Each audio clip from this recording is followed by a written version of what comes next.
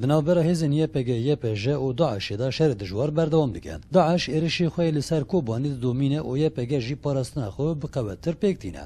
داعش قريت الشعار بداس خست و ساعتك شون دا YPG جارا سيمين قريت الشعار جداس داعش سانت. دنابره داعش و YPG دا لآلی روجلات شر دجوار بچکداری پیکتی. لناف قادا جارنا شر دجوار دبه جارنا جی سست دبه. بریوار ساعت 50 شون دا فروکی امریکی و ای کواليسيوني لروجلات کوبانی بمباران پیکانی. بمباراندن لسر داعش تاثیرک مزن دا. هزین YPG بگولی کریش ده جی داعش دیدا خویا کرن و فروکی امریکی جارا دویمین بمباراندن پیکانی.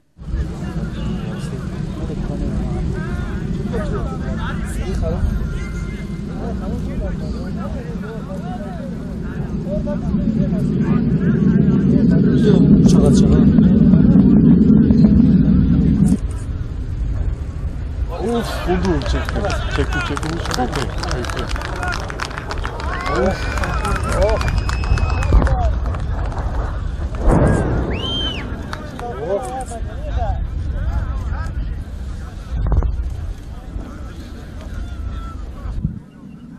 لجی کو چاپمنی جهانی کشان شر کوبانی دکر مجی و شانا زندی پیکدانی. دما وشان لشکر ترکیه به سیاره خوی زرخی هاتن و چاپمنی آستان کلن. گلک چاپمنی جگری کو کشان تی چکرن و گریان لی مخابن دما کو امد وشان زندی دابون لشکر ترکیه به بمبگازا اریشه مکر.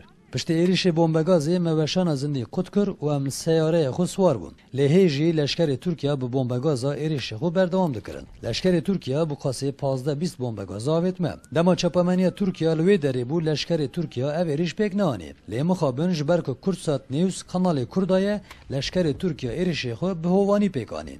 اف دیمن ایریش بس کردسات نیوز کشاند. پشت ایریشه که ام به حال بون با آوایی که لزگینی مخگویشتان ناف پیرسوسه و نخواش خانه. فرات محمدوغلو، کردسات نیوز، کوبانه.